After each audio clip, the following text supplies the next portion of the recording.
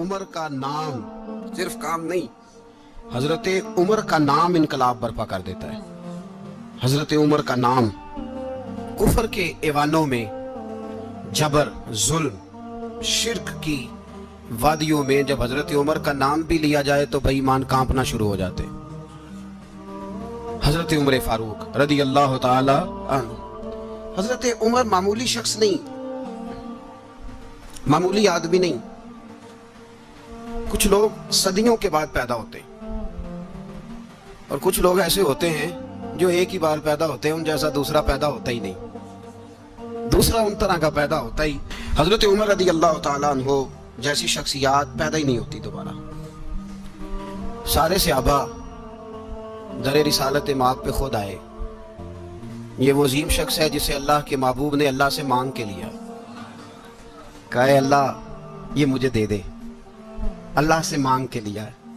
اس لیے صوفیاء کہتے ہیں کچھ مرید ہوتے ہیں کچھ مراد ہوتے ہیں، کچھ مرید ہوتے ہیں کچھ مراد ہوتے ہیں۔ مرید وہ ہوتا ہے جو چل کے آتا ہے، آ کے مرید ہوتا ہے۔ مراد وہ ہوتا ہے جسے کہا جاتا ہے کہ یہ کبھی میرا بن جائے نا، یہ کبھی آ جائے نا، میرا بن جائے، اس کو مراد کہتے ہیں۔ حضرت عمر مصطفیٰ کریم کی مراد ہیں، حضور کی مراد ہے۔ اللہم اعز الاسلام بے اسلام عمر ابن خطاب، اے اللہ اسلام کو عزت دے دے، میرے عمر کو کلمہ پڑھنے کی توفیق عطا فرما دے۔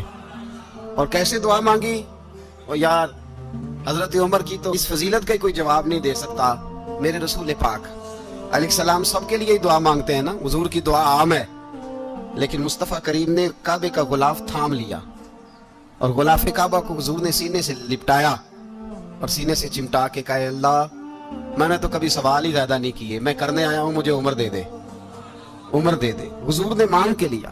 اور پھر جب جس کو حضور مانگے اللہ سے کہ حضرت عمر رضی اللہ تعالیٰ عنہ کا آج یوم شہادت ہے، میرا تو دل کرتا تھا کہ فجر سے باتیں شروع ہوں اور سارا دن ہی عمر کی باتیں ہوتی رہیں، سارا دن جناب عمر کی باتیں، سارا دن، اس لیے کہ ذکر جناب عمر کا ہوگا پر راضی اللہ کے رسول ہوں گے صلی اللہ ہو، تو جاگ کے بیٹھے، خوش ہو کے بیٹھے۔ ہمارے ہاں منایا ہی نہیں جاتا، بابے اللہ کی تا ساؤن پادروں اسو کتا تے منڈے جنوری فروری، تو اسلامی سال بھی گیا اور وہ تاریخیں بھی ساری گئیں۔ یکم محرم امت مسلمہ کے لیے بہت بڑا دن ہے، بہت بڑا دن، یہ شہادت ہے حضرت عمر فاروق کی رضی اللہ تعالی عنہ۔ یہاں چھوٹی چھوٹی باتوں پہ گورنمنٹ چھٹی کرتی پھرتی ہے، چھوٹی چھوٹی باتوں، الیکشن ہو گیا تو چھٹی، فلاں جگہ پہ تھوڑا سا کسی نے خبر دے دی کہ کوئی پریشانی ہے تو چھٹی، فلاں جگہ یہ ہو گیا تو چھٹی، یہاں تک کہ فلاں وزیر صاحب فلاں علاقے میں آئیں گے تو سارے علاقے کو چھٹی۔ اور اب تو اس سے بڑا حال ہونے لگا ہے، اگر جن لوگوں کی سندھ میں حکومت ہے ان کے لیڈر کا دن آیا تو اس دن چھٹی، اور جن کی پنجاب میں حکومت ہے ان کا دن آیا تو چھٹی۔ ہمارا مطالبہ ہے حکومت پاکستان سے، اگر سر اٹھا کے جینا چاہتے ہو تو یکم محرم کو چھٹی کیا کرو، اگر سر اٹھا کے جینا چاہتے ہو تو یکم محرم کو چھٹی کرو جناب عمر کے دن، اور ملت کے جوانوں کو بتاؤ کہ اگر عزت کی زندگی جینا چاہتے ہو تو اس طرح جیو جس طرح فاروق اعظم جی کے گئے ہیں۔ عزت اور وقار کی زندگی، جمہوریت حضرت عمر سے سیکھنی پڑے گی، حکومت کرنے کے طریقے حضرت عمر سے، رعایا کو سیکھنا پڑے گا کہ امیر کس طرح بنایا جاتا ہے اور امیر کس طرح کے ہوتے ہیں۔ یہاں لوگ ہمیں یورپ کی مثالیں دیتے ہیں، لوگ یہاں ہمیں آ کر کے امریکہ کی مثالیں، انہیں کیا پتا حکومت کیا ہوتی ہے، وہ کہتے ہیں جی وہ سائیکل پہ جاتا ہے ان کا حکمران۔ میں نے کہا وہ سائیکل پہ جاتا ہے؟ میرے عمر فاروق مدینے سے مکے گئے تھے تو پیدل ہی حج کرنے چلے گئے، پیدل ہی، اور جناب عمر فاروق رضی اللہ تعالیٰ عنہ عید کی نماز پڑھانے گئے، عید کی نماز عمر خطبہ عید دینے گئے۔ اور اس زمانے میں کون سا غریب ہے جو ننگے پاؤں جاتا ہو؟ کون سا غریب ہے جو مسجد ننگے پاؤں جاتا ہو؟ لوگوں نے تو 3 قسم کی چپلیں رکھی ہوئی ہیں، ایک مسجد جانے کی علیحدہ ہے، گھر پہننے کی علیحدہ ہے، شادی بیاہ پہ جانے کی چپل علیحدہ ہے۔ حضرت عمر فاروق رضی اللہ تعالیٰ عنہ نکلے عید کا خطبہ دینے کے لیے تو بیوی سے کہنے لگے جوتا، اس نے کہا صاحب اتنی دفعہ ٹوٹا ہے اب گانٹھا نہیں جا سکتا، اتنی دفعہ ٹوٹا ہے کہ اب دوبارہ پیمند نہیں لگ سکتے۔ تو حضرت عمر کہنے لگے چل کوئی حرج نہیں ہے، بغیر جوتے کے ننگے پیر ہی چلتے ہیں، کوئی حرج نہیں۔ تو کہنے لگے لوگ کیا کہیں گے؟ فرمایا چپ کر، لوگ جس دن عمر نے یہ دیکھ لیا نا لوگ اس کے بارے میں کیا کہتے ہیں، اس دن عمر نہیں رہے گا۔ تو کہا پھر آپ کا نظریہ کیا ہے؟ فرمایا میرا نظریہ یہ ہے کہ رب رسول میرے بارے میں کیا کہتے ہیں، لوگوں کا کیا ہے؟ لوگ کل کسی کے بارے میں کچھ کہتے ہیں اور پرسوں کچھ کہتے ہیں. میرا نظریہ یہ ہے کہ رب رسول میرے بارے میں ننگے پیروں مر جا رہے ہیں. کون جی؟ میں بڑا ماڑا. اچھا جناب, کیا غربت ہے؟ 10 قسم کے جوڑے لٹکے ہوئے ہیں کمرے میں اور پہننے کی فرصت نہیں. سہرے کیا پہننا ہے, شام کیا پہننا ہے, 15 سوٹ کٹھے استری ہو کے لانڈری والا بھیج رہا ہے, اور تو غریب ہے. تو بہت بڑا غریب ہے. اس لیے کہ غربت پیسوں کی وجہ سے نہیں ہوتی, غربت تو دل کی ہوتی ہے. تو واقعی بڑا غریب ہے اور تو غریب ہی رہے گا. امیر تو عمر فاروق تھے جو ننگے پاؤں چلے گئے عید کی نماز پڑھانے. تو رستے میں جو ملا کہنے لگا عمر جوتا تو پہن لو. فرمایا تمہیں عمر کا جوتا نہ پہننے کا نقص تو نظر آیا ہے, کوئی حرج نہیں.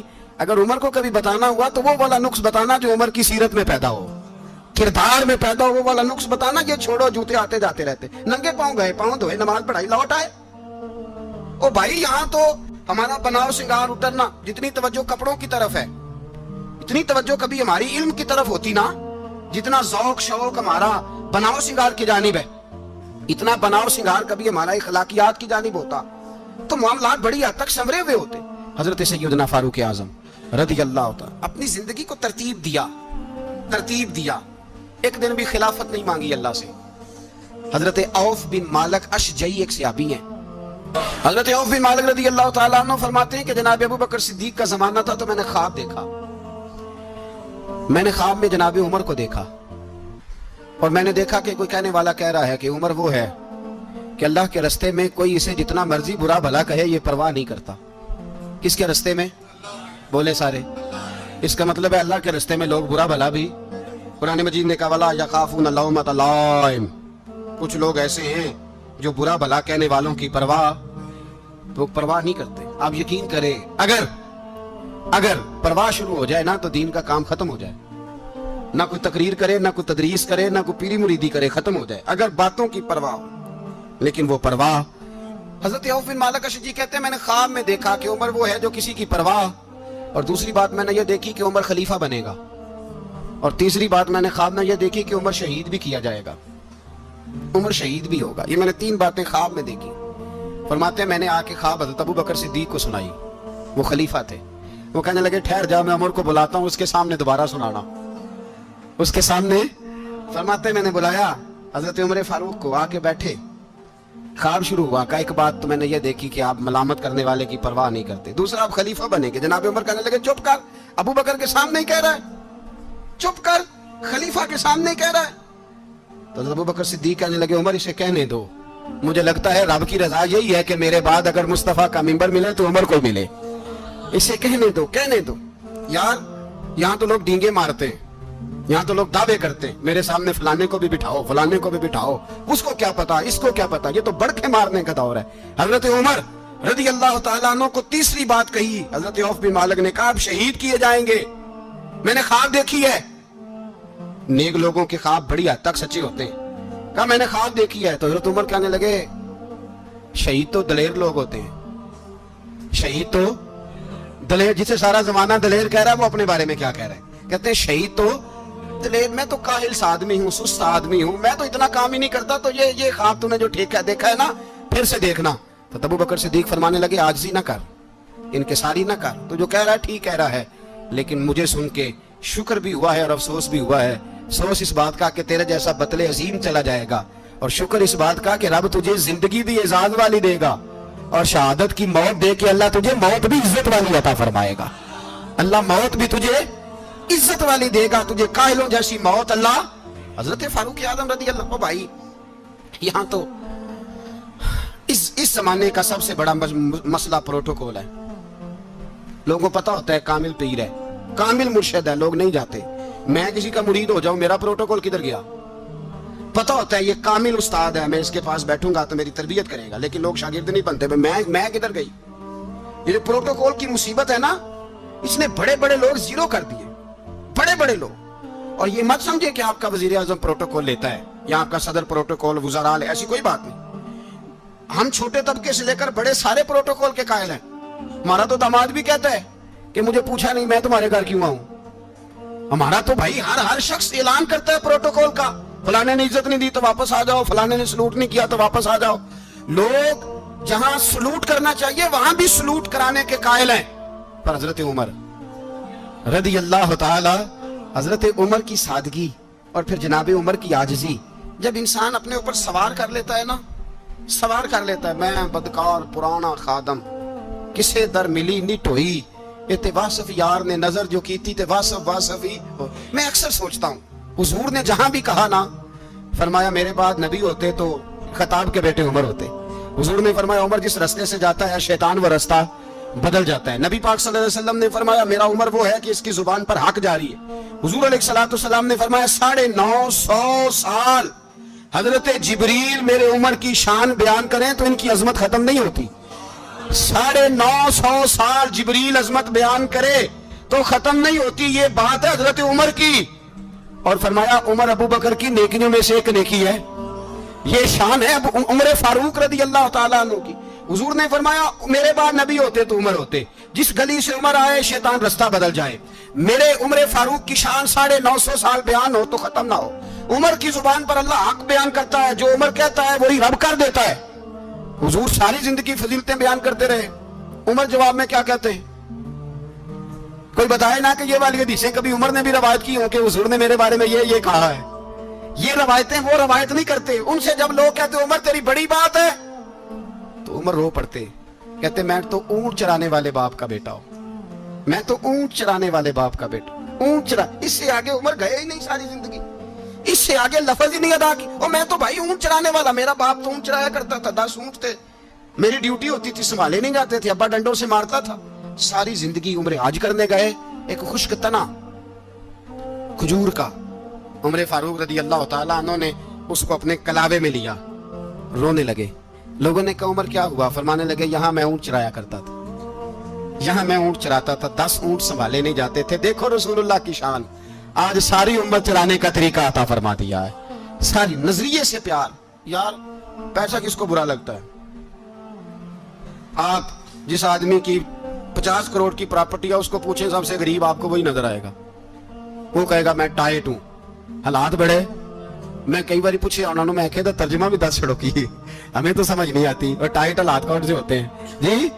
جس آدمی کا کروڑوں میں کاروبار ہے نا، اس کو آپ چھیڑے وہ رونے لگ جائے گا، رونے۔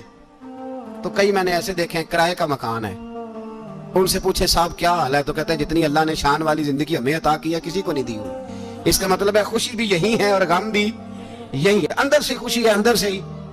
تو نے اگر راضی رہنا ہے تو ادھر سے رہنا ہے، ناراض رہنا ہے تو بس اپنے آپ کو خوش رکھے گا تو ہو جائے گا۔ سارے صحابہ مل کے آئے، کہنے لگے عمر فاروق سے کہنا ہے نبی پاک کے زمانے میں تو ظاہراً غربت تھی، ابو بکر کے دور میں بھی غربت تھی، اب تو بڑا مال ہے، عمر سے سفارش کرو کہ عمر نیا کرتا پہنا کرے۔ ملکوں کے سفیر آتے ہیں، عمر وہی پھٹی پرانی چادر اوڑھ کے اور وہی کئی جگہ پہ پیبند لگے سوٹ پہن کے سفیروں کے سامنے بیٹھ جاتا ہے۔ عمر کو مشورہ دو، طے ہو گئی بات۔ سب نے جب مشورہ دے لیا تو سارے کہنے لگے یہ بتاؤ شیر کی مونچھ کو ہاتھ کون لگائے گا؟ کہنا کس نے ہے؟ بندہ بھی تو ڈھونڈو نا۔ انہوں نے کہا جناب میرا یہ خیال ہے کہ مولا علی شیر خدا کہیں گے، کیونکہ جس شخص کی عمر کو سب سے زیادہ حیا کرتے دیکھا وہ شیر خدا مولا علی ہے، رضی اللہ تعالی علی کہیں گے۔ اس لیے کہ جناب علی تو کئی دفعہ جب گفتگو کرتے تھے تو حضرت عمر چپ کر جاتے تھے اور فرماتے تھے علی نہ ہوتا تو میں ہلاک ہو جاتا۔ تو کہا علی سے کہو۔ جناب علی شیر خدا کو بلایا، کس کام کے لیے جی؟ اللہ اکبر۔ یہ ذرا آپ نے اس دور پہ اس بات کو ذرا لاکا جناب ان سے کہیں کہ زیادہ نہیں، ایک کرتا نیا پہن لے، سفیر آتے ہیں وزیر آتے ہیں تو ایک کرتا نیا پہن لے۔ حضرت علی کو بلایا، فرمانے لگے کوئی اور بات ہوتی تو میں کہہ دیتا، یہ والی میں نہیں کہہ سکتا، کوئی اور ہوتی تو میں عمر کو کئی دفعہ کہہ دیتا ہوں، جلال میں بھی تو سن، یہ والی میں نہیں کہہ سکتا، میں تمہیں ایک مشورہ دیتا ہوں۔ کہا وہ کیا؟ کہنے لگے سیدہ عائشہ صدیقہ سے کہو، وہ مومنوں کی ماں ہے، عمر ٹالے گا نہیں۔ اماں جی سے جا کے کہا اماں جی نیا کرتا عمر سے کہیں پہن لیں، وزیر آتے ہیں بڑے بڑے لوگ تو چلو کوئی حرج نہیں۔ اماں جی نے کہا اچھا کوئی بات نہیں میں بلا لیتی ہوں۔ جناب عائشہ نے پیغام بھیجا، جب خادم نے کہا نا مصطفیٰ کے گھر سے پیغام آیا ہے، تو 20 لوگ بیٹھے تھے، عمر کانپتے ہوئے اٹھے، کانپتے دوڑے۔ حضرت عائشہ پردے میں تھی تو فرماتی ہیں عمر اتحیات کی حالت میں بیٹھ گئے۔ کہا اماں جی دیر تو نہیں ہو گئی مجھے آنے میں؟ کہا نہیں ٹائم پہ آ گئے ہو، کس لیے بلایا تھا؟ کہا عمر دیکھو غربت کے معاملات اور ہوتے ہیں، جب اللہ آسانی دے تو کوئی چیز استعمال کرنا حرام نہیں ہوتی، اگر حرام ہے تو بتاؤ. کہا نہیں اماں جی حلال ہی ہے. تو فرمایا پھر اتنے سفیر آتے ہیں, مشیر آتے ہیں, اب تو مال غنیمت بڑا آتا ہے, ڈھیر لگ جاتے ہیں مسجد میں, تو چل ایک نیا کرتا تم بھی پہن لیا کرو, اور آپ نیا کرتا پہنو گے تو دھاگ بیٹھے گی غیروں پر. تو صحابہ کا مشورہ ہے کہ آپ نیا لباس پہنے. اماں جی کہتی ہے میں نے حکم دیا تو عمر چپ کر گئے, گردن جھک گئی. تھوڑی دیر کے بعد سیدنا عمر فاروق نے سر اٹھایا تو داڑھی پہ آنسو گر رہے تھے, رو پڑے, کہنے لگے پاک محبوب کی پاک بیوی جیسے حکم کرتی ہو میں حاضر ہوں, پر مجھے وہ والا لباس پہنانا جو میرے مصطفیٰ نے پسند فرمایا ہے. اگر یہ رنگ رسول پاک کا ہے تو میں حاضر ہوں, اور اگر نبی پاک کا نہیں تو پھر جیسے آپ حکم کریں. جناب عائشہ کہتے ہیں عمر روئے تو میں زیادہ روئی, میرا پلو بھیگ گیا آنسوں سے. میں نے کہا عمر آپ جائیے. عمر یوں نکلے تو جو صحابہ کھڑے تھے وہ کونے میں تھے, سارے آ گئے. کہا اماں جی کیا بناؤ؟ فرمایا بھائی تم سب جو باتیں کہتے ہو وہ اپنی جگہ ٹھیک ہیں, پر عمر جو بات کرتا ہے وہ سب سے زیادہ ٹھیک ہے. عمر جس پہلو پر بات کرتا ہے وہ یار ایسی عاجزی, ایسا رنگ, ایسا انداز, ایسا طرز حیات, ایسی زندگی. اولاد کے معاملے میں لوگ بزدل ہو جاتے ہیں, بزدل. پر حضرت عمر کا بیٹا مصر گیا, وہاں سے کمائی کر کے لایا, تجارت کرنے گیا, لاکھوں کا مال. کون سا باپ ہے دنیا میں جس کا بیٹا باہر سے پیسے لے کے آئے تو ابا تفصیل پوچھے کہ بیٹا کہاں سے کمائے, کہاں سے لایا, کتنے ملے, کیوں آئے؟ کون سا باپ تفصیل پوچھتا ہے؟ ابا تو کہتا لا صحیح, اور تعریفیں کرتا ہے میرا بیٹا بڑی کمائی کرتا ہے. کبھی پوچھا ہے اس سے کہ ڈیوٹی صحیح دیتا ہے کہ نہیں؟ کبھی پوچھا ہے کہ تو ایمانداری کی روزی لاتا ہے کہ حرام کی کماتا ہے؟ یہ باپ کی ذمہ داری ہے, یہ اماں کی ذمہ داری ہے. پھر کہتا ہے بیماری کیسے آ گئی, پریشانی کیسے آ گئی؟ تو نے کبھی سوال کیا اپنی اولاد سے؟ حضرت عمر فاروق رضی اللہ تعالیٰ عنہ کا بیٹا مصر سے پیسے کما کے لایا تو جناب عمر نے بلایا, فرمایا بیٹے اتنی تو تیرے پاس راس ہی نہیں تھی, تھوڑے سے تو پیسے لے کے گیا تھا, اتنی کمائی کیسے ہو گئی؟ اتنے تو پیسے نہیں تھے صاحب, کہاں سے کمائی لائے؟ اس نے کہا ابا جی وہ جو میرے چچا ہے نا مصر کے گورنر, آپ کے دوست, انہوں نے میری مدد کی ہے. فرمایا جتنے لوگ گئے تھے سب کی ہے مدد اس نے؟ کہا نہیں صرف میری کی. فرمایا تیری کیوں کی؟ تیری کیوں کی؟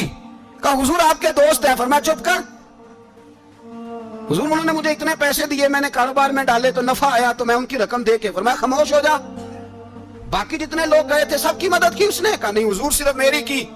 فرمایا اس نے تیری مدد نہیں کی, اس نے خلیفہ کے بیٹے کی مدد کی, اس لیے کہ وہ خلیفہ کو اپنے حق میں نرم کر سکے. فرمایا آدھا مال تیرا ہے, آدھا مال غنیمت کا ہے, مال خزانہ کا ہے, مسلمانوں کا ہے, اس لیے کہ تو جو وہاں سے مال کما کے لایا ہے وہ اپنے باپ کے خلیفہ ہونے کی وجہ سے کما کے لایا ہے, لہذا رکھ ادھر. یہاں کہتے ہیں کدھر سے آیا, کیسے آیا, کون سا حساب دے, کیا کریں؟ او بھائی حضرت عمر رضی اللہ تعالیٰ عنہ کا اپنی اولاد کے بارے میں یہ رنگ ہے. ایک جنگ سے نا خوشبو آئی, خوشبو بڑی مہنگی ہوتی تھی, عرب میں خوشبو آج بھی بڑی مہنگی ہے, وہ زیادہ استعمال کرتے ہیں. میری باتوں کی سمجھ آ رہی ہے میرے بھائی؟ بڑی مہنگی خوشبو تھی. جب وہ خوشبو آئی تو حضرت عمر نے کہا, گھر میں پہلے پہنچی حضرت عمر کے, چونکہ زیادہ عورتیں استعمال کرتی تھی گھر کے اندر خوشبو, مرد بھی لگاتے تھے. حضرت عمر نے اپنی بیوی سے کہا, آپ کی زوجہ جو تھی وہ بڑی خوشبو کو پسند کرتی تھی. حضرت عمر نے اپنی زوجہ سے کہا کہ خوشبو لاؤ, میں نے ایک عورت کی ڈیوٹی لگائی ہے, وہ خوشبو تول کے نا تو حصہ برابر صحابہ میں بانٹ دے گی. تو آپ کی زوجہ کہنے لگی کسی بی بی کی ڈیوٹی لگانے کی کیا ضرورت تھی, میں جو موجود تھی میں بانٹ دیتی ہوں تول کے حصہ برابر. آپ نے فرمایا نہیں تو رہنے دے, وہ فلانی بی بی بانٹے گی. کہا حضور میں نے بھی بانٹنی ہے, میرے پہ کچھ حق ہے؟ آپ نے فرمایا نہیں تو تفصیل نہ پوچھ, تو خوشبو دے دے, کوئی اور بانٹے گی. خاتون خانہ تھی نا, کہنے لگی نہیں مجھے بھی آج آپ کو بتانا ہی پڑے گا کہ کوئی جو بانٹ سکتی ہے تو میں کیوں نہیں بانٹ سکتی. زوجہ کہتی عمر نے بات کی تو میری چیخیں نکل گئی. حضرت عمر فرمانے لگے جب تو خوشبو بانٹے گی نا تیرے ہاتھوں کو بھی لگے گی, تیرے دوپٹوں کو بھی لگ جائے گی. اگر رب کریم نے مجھ سے سوال پوچھا کہ عمر خوشبو تو مسلمانوں کی تھی, تیری بیوی کے دوپٹے کو کیوں لگ گئی, تو میں اللہ کے حضور کیا جواب دوں گا؟ اگر اللہ نے یہ سوال کیا کہ تیری بیوی نے کیوں لگائی, وہ تو حصہ تھا مسلمانوں کا, تو تو نے تیری بیوی نے کیوں لگائی؟ تو فرمایا میں نہیں چاہتا کہ اللہ کے حضور مجھے اور تجھے باز برس ہو, لہذا کسی اور کو بانٹنے دے. زوجہ روئی اور تڑپ کے کہنے لگی عمر مجھے لگتا ہے صبح قیامت بھی تیری بیوی ہونے کی وجہ سے اللہ مجھے جنت عطا فرما دے گا, تیری زوجہ ہونے کی برکت سے. بھائی یہ معیار رکھا, خدا کی قسم ایسا شخص تاریخ میں دوبارہ نہیں آیا. اتنا بڑا آدمی, اتنا بڑا شخص, اتنا بڑا آدمی, اور پھر رنگ یہ ہے کہ عمر 22 لاکھ مربع میل کا حکمران, 22 لاکھ, اور کھجور کے درخت کے نیچے मट्टी का ढेला लेके सो गए हैं, परवाह ही कोई नहीं, कोई मसला ही नहीं। दो गुलाम साथ बैठे तो एक रोटी हजरत उमर ने घर से मंगवाई, थोड़ा सा सिरका, तो गुलाम कहने लगे हमने भी खानी है। फरमाया कोई अर्ज नहीं, रोटी को पेट भर के खाना जरूरी तो नहीं, 3 हिस्सों में बांट लेते। एक आदमी आया हुआ था मिस्र का रहने वाला मिलने के लिए, उसने पूछा उमर किधर है, तो कहा वो उधर जाओ मस्जिद में बैठे होंगे। और वापस आया तो कहने लगा वहां तो 3 गुलाम बैठे हैं, एक रोटी बांट बांट के खा रहे हैं, लगता है कई दिनों से रोटी नहीं मिली। कहा 3 गुलाम तो कोई नहीं, वहां 2 ही थे, तीसरे तो अमीरुल मोमिनीन थे। उसने कहा नहीं नहीं 3 गुलाम है, कपड़े भी एक तरह के पहने हुए, बल्कि 2 के तो फिर सही है, तीसरे के तो ज्यादा माड़े हैं। कपड़े भी एक तरह के, खाना पीना भी एक तरह का, और उनका नशिस्त बर्खास्त भी एक तरह की है, लिहाजा कोई फर्क नहीं। हजरत अबू हुरैरा कहते हैं मैं लेके आया, और जनाब उमर को जब मैंने कच्ची जमीन में तामत समेत बैठे देखा तो मैं रो पड़ा। मैंने उस मिस्र से आने वाले को कहा तू इसके जलवे देख, अगर इसकी जात में इतना हुस्न है तो मोहम्मद अरबी का मकाम क्या होगा। ये मकाम गौर है, मकाम गौर। 10 मुहर्रम को लोग देगे पकाएंगे ना, नहीं पकानी है, कोई बोल दे नहीं, हाँ ना नहीं कर दे, प्रोग्राम बदलिया तो नहीं दी की कि वो एक काम शुरू होया लास्ट टाइट होने वाला। क्यों जी, पकड़ेंगे ना देखें 10 मुहर्रम को इंशाल्लाह ताला, हम भी पकाएंगे इंशाल्लाह, यहाँ भी प्रोग्राम होगा। तो 10 मुहर्रम को जो देग पकनी है तो ऐसा नहीं हो सकता कि यकम मुहर्रम को हजरत उमर के नाम की भी कोई पक जाए। अगर इमाम हसन हुसैन के नाम की देगे पके तो जो इमाम हसन हुसैन से प्यार करने वाले हैं, जो इमाम हसन हुसैन से, हम लोगों ने भी अजीब रट्टा अपनाया है ना, हम लोग बात का एक पहलू देखते हैं दूसरा नहीं देखते। हजरत इमाम हसन और हुसैन को भी नबी पाक ने शहीद कहा, और जनाब उमर को भी रसूलुल्लाह ने खुद शहीद फरमाया, फरमाया शहीद है, खुद फरमाया अपनी जुबान से कि ये शहीद है, खुद मेरा उमर शहीद है। तो उनके नाम की देग नहीं पकनी चाहिए, उस तरफ नहीं हमारी तवज्जो होनी चाहिए। और अहले बैत नबी, ये बात मैं पहले भी करता हूँ, आज फिर करना जरूरी समझता हूँ, अहले बैत का प्यार सुन लो कान खोल के, अहले बैत का प्यार अगर हमें किसी ने सिखाया है तो सैयदना उमर फारूक ने सिखाया है। अहले बैत नबुव्वत की मोहब्बत अगर किसी ने सिखाई है तो किसने सिखाई है, बोल के बताइए। हजरत उमर ने, अहले बैत का प्यार हमें हजरत उमर ने बोल करके सिखाया है। भाई याद रखें, किसी की ताकत नहीं थी दम मारने की, हजरत उमर के सामने ताकत ही नहीं थी, कैसर और किसरा कांप जाते थे, जुर्रत ही नहीं करते थे हजरत। और हमारे तो तल्लुकात बड़े हैं ना गैरों से। हजरत अबू मूसा अशअरी रज़ी अल्लाह ताला अन्हु फरमाते हैं मेरा मुंशी ईसाई था, वो कातिब कहते थे वो लोग, मेरा हिसाब किताब ईसाई था। तो फरमाते हैं एक दिन मैंने वो सारा हिसाब किताब लेन देन के हजरत उमर को दिखाया, तो फरमाने लगे जिसने लिखे हैं उसको बुलाओ। कहने लगे जरूर मस्जिद नहीं आ सकता, तो क्यों नहीं आ सकता, कहने लगे वो ईसाई है। कहते हैं हजरत उमर जलाल में आ गए। आप फरमाने लगे जिन्हें रब दूर करता है तुम क्यों करीब करते हो, जिन्हें अल्लाह दूर करता है। फरमाया तुम गैरों को अगर ओहदे दोगे तो अपनों का क्या बनेगा, अगर तुम गैरों को ओहदे दोगे तो अपनों का। ये सोच है जो आज बर्मा के मुसलमानों के लिए भी जरूरी है। कहा अगर तुम गैरों को ओहदे दोगे तो अपनों का। हमने गैरों को ओहदे दिए तो देखा ना अपने किस तरह काटे जा रहे हैं। गैरों को जो ओहदे दे दिए, जराने सारे गैरों से रोज दावा होता है चीन हमारा सज्जन है, चीन हमारा दोस्त है।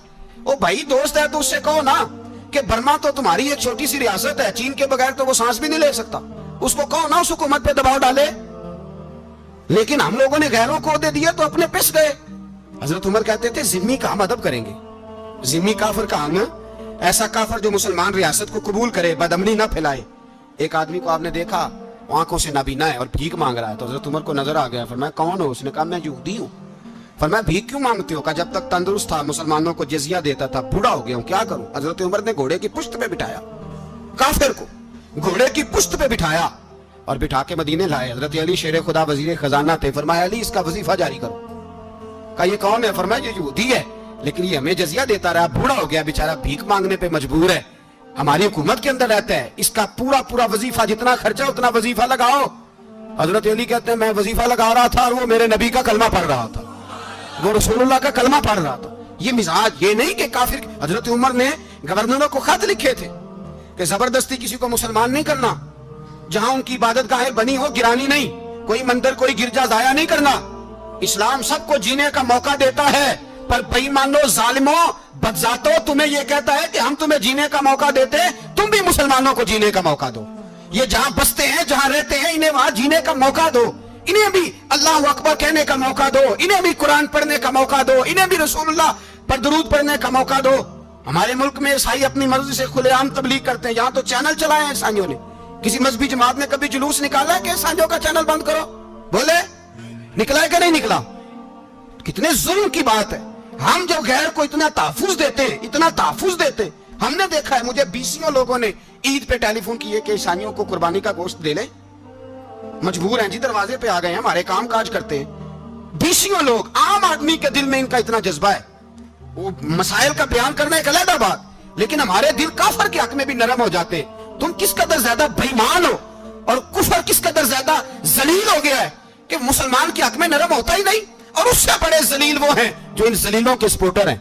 وہ کسی عرب ملک کے حکمران ہو یا کسی اور جگہ کے، وہ بڑے ذلیل ہیں جو ان ذلیلوں کے سپورٹر ہیں، جو برما کی بچیوں کے قتل پر اپنی حکومتیں چمکا رہے ہیں.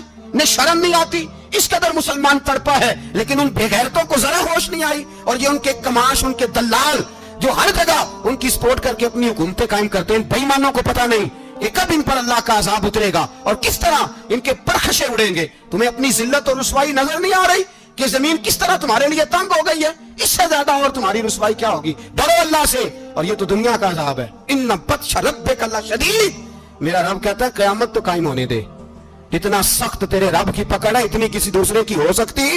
یاد رکھیں اور تھوڑا احتیاط کریں. ہم سب لوگ بھی، جو ہم لوگ آدھی زبان بول کے بھی ان کی سپورٹ کرتے ہیں، اب شرم آنی چاہیے ہمیں ان حکومتوں کی سپورٹ کرتے جو مسلمانوں کی لاشوں کے اوپر حکومتیں قائم کرتے ہیں. شرم آنی چاہیے. بہرحال بات دور نکل جائے گی اور میں اپنے مضمون پہ رہتا ہوں. اہل بیت کا پیار اگر سکھایا ہے تو جناب عمر نے سکھایا ہے رضی اللہ تعالی عنہ. امام حسن ملنے، آپ یقین کریں میں جب اس واقعہ کو پڑھتا ہوں تو میرا دل جھوم جاتا ہے. میں کہتا ہوں یار، ڈاڈا ہونا اپنی جگہ پہ، عشق ہونا اپنی جگہ پہ، انسان کا باوقار ہونا اپنی جگہ.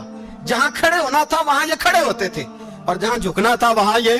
ان لوگوں میں اقبال نے کہا تھا تیری نگاہ ناز سے دونوں مراد پا گئے، عقلے کی یاب و جستجو، عشق حضور و اس طرح. جہاں اگر آیا ہے سامنے کیسر و کسرا تو عمر جیسا دلیر کوئی نہیں. اگر سامنے آیا ایران کا بادشاہ تو عمر جیسا تگڑا کوئی نہیں. اگر آیا ہے سامنے غسان کا بادشاہ تو عمر جیسا عادل کوئی نہیں. لیکن اگر علی کا بیٹا آیا ہے، اگر فاطمہ کے لال پارے آئے ہیں، تو پھر فاروق اعظم سے جیسا محب کوئی نہیں، پھر ان سے جیسا پیار کرنے والا کوئی نہیں. اندر بیٹھے ہیں جناب عمر، اندر تنہائی میں کچھ وزیروں سے گفتگو ہو رہی ہے، میٹنگیں جاری ہیں. آپ کے بیٹے ملنے آئے جناب عبداللہ ابن عمر. ابا جی ملنا ہے. بات ٹھہرو، بات کر رہا ہوں، کوئی نہ اندر آئے. صاحب زیادہ باہر کھڑا ہے. تھوڑی دیر گزری تو امام حسن بھی آ گئے. کون آئے؟ آپ کو جو ملے گا امام صاحب کا نام لینے سے، وہ سردار ہیں جنتیوں. کون آئے؟ سارے بولیے. امام حسن تیری نسل پاک میں ہے بچہ بچہ نور کا، تو ہے نے نور تیرا سب گھرانا. امام حسن آئے تو حضرت عبداللہ ابن عمر کو دروازے پہ کھڑے دیکھا. کہا امیر المومنین کہاں ہیں؟ کہنے لگے حضرت عمر کے بیٹے. کہنے لگے وہ اندر بیٹھے، کچھ میٹنگ ہو رہی ہے اور انہوں نے کہا کوئی اندر نہ آئے، لیکن آپ جانا چاہیں تو چلے جائیں. آپ جانا چاہیں تو تیری نسل پاک میں ہے بچہ بچہ نور، آپ جانا چاہیں تو چلے جائیں. تو انہوں نے کہا جب آپ باہر کھڑے ہیں تو مجھے کوئی اتنا ضروری کام نہیں، اور ابھی زور کی نماز تھوڑی دیر میں ہوگی، میں مسجد میں مل لوں گا امیر المومنین سے.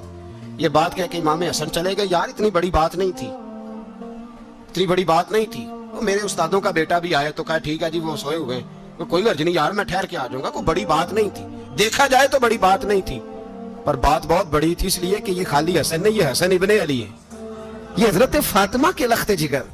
حضرت عمر باہر نکلے. عبداللہ ابن عمر سے پوچھا کوئی آیا تو نہیں؟ تو کہا حضور امام حسن آئے تھے. تو کہا پھر شہزادے کو اندر کیوں نہیں بھیجا؟ کہا میں نے کہا تھا. وہ کہنے لگے اگر امیر المومنین مصروف ہیں تو میں ظہر میں مل لوں گا. حضرت عمر رونے لگے. فرمایا بیٹے تو نے اچھا نہیں کیا. پھر مسجد نہیں گئے، سیدھے امام حسن کے دروازے دستک دی. امام حسن باہر آئے. کہا شہزادے آئے تھے تو ملے کیوں نہیں؟ تو امام حسن کہنے لگے حضور آپ کا اپنا بیٹا دروازے پہ کھڑا تھا، آپ کا اپنا بیٹا دروازے پہ کھڑا تھا، اور منع بھی کیا تھا آپ نے تو میں زور میں مل لیتا. حضرت امام حسن فرماتے ہیں جوش جذبات میں جناب عمر نے سر سے پگڑی اتار دی. جوش جذبات میں کہنے لگے حسن میرے بیٹے کا اور آپ کا کیا مقابلہ؟ کیا اس کی ماں کا نام فاطمہ الزہرا ہے؟ کیا اس کی نانی کا نام خدیجہ الکبریٰ ہے؟ کیا اس کے نانے کا نام محمد مصطفیٰ ہے؟ آپ کا اور اس کا کیا مقابلہ؟ پھر رو پڑے اور کہنے لگے بیٹے میں مکے کے صحراؤں میں اونٹ چرایا کرتا تھا، یہ جو میرے سر پر عزت کے بال ہیں یہ تیرے نانے کے اگائے ہوئے. میں مکے کے خبردار شہزادے خبردار. او بھائی अहले बैत नबुव्वत के अदब का रंग अगर सिखाया है तो सैयदना उमर ने सिखाया है। हजरत उमर फारूक अथॉरिटी है, इस्लाम की अथॉरिटी। यकम मुहर्रम हजरत उमर की शहादत है। यहूदी बोल उठा, काफिर बोल उठा। अगर 6 महीने उमर दुनिया में और रहते तो दुनिया में कोई काफिर मौजूद न होता। 6 महीने। और जब इस बतले जलील का जनाजा उठा, अल्लाह बुखारी पढ़िए ना, अल्लाह मरजुकना शहादतन फी सबीलिक, अल्लाह बिस्तरे की मौत ना देना, शहादत की देना। उमर शहीद हुए, मस्जिद नबी में नमाज पढ़ाते। और जब जनाजा उठा तो मदीने का फिर पीछे जो दलेर बचे वो मौला अली थे। मौला अली जनाब उमर का जनाजा उठा तो सबसे पहली हाय जो निकली वो हजरत अली की जुबान से निकली। और हजरत अली सारी दाढ़ी आंसुओं से भर गई। लोगों ने कहा कि अली क्या हुआ? फरमाने लगे तुम देख नहीं रहे जनाजा किसका उठा है, पलट के देखो तो सही, तुम्हें पता नहीं है कौन गया है। कहा हुजूर क्या हुआ? आप फरमाने लगे उमर इस तरह के काम करके गया है, अब इनके रस्तों पे कौन चलेगा, कौन इसके जिगर राह वफा में। मैं नक्श ऐसे छोड़ आया हूँ, मैं जिस मंजिल से गुजरा हूँ वो अब तक याद करती है। हजरत अली हजरत उमर के जनाजे पे खड़े होकर कहते हैं अल्लाह मुझे उस तरह के अमल करने की तौफीक दे जिस तरह के उमर करके गया। मेरे भाई बतले अजीज, बतले हुर्रियत हजरत उमर रदी अल्लाह ताला अन्हु, जो अपनी जिंदगी इनकलाब वाली गुजार के गए। उमर जब दुनिया से गए तो 80 दिनार का कर्जा था। 22 लाख मुरब्बा मील का हुक्मरान। और अपने बेटे से कहने लगे बेटे कोशिश करना तेरे खानदान वाले मिल के मेरा कर्जा उतार दे, मेरी कब्र पे बोझ ना रहे। और अगर खानदान वाले मदद ना करें तो मेरे दोस्तों से बात करना, वो मदद ना करें तो फिर अली से बात करना। इनका प्यार आपस में इतना और तू इख्तलाफ साबित कर रहा है। 80 दिनार का कर्जा छोड़कर हजरत उमर दुनिया से गए और जाती दफा कह गए मेरे बाद मेरे बच्चों को हुकूमत के मशवरे में भी शामिल ना करना, हुकूमत के मशवरे में भी मेरी औलाद शामिल ना हो। इतना बड़ा शख्स इतना बड़ा रंग दे के यकम मुहर्रम को जब उमर फारूक का विशाल हुआ तो बेटे से कहने लगे अम्मा आयशा से जाके कहो मेरा भी नबी पाक के रोजे में दफन होने को दिल करता है। एक कब्र की जगह है अम्मा जी ने अपने लिए रखी है, बुखारी है बुखारी। हजरत आयशा के पास साहबजादे गए, कहने लगे अम्मा जी उमर को जख्म लग गया है, हालत बड़ी परेशानी वाली है। वो कहते हैं अगर अम्मा इजाजत दे। सैयद आयशा रो पड़ी, फरमाने लगी कि अपनी कब्र की जगह तो नहीं ना किसी को देता। पर उमर ने कमाल ही बड़ा किया, उसे कहो जाओ गुंबद खजरा में कयामत तक जो मुस्तफा पे और अबू बकर पे सलाम पड़ेगा वो तुझ पे भी सलाम पढ़ के जाएगा, जाओ मैंने जगह दी।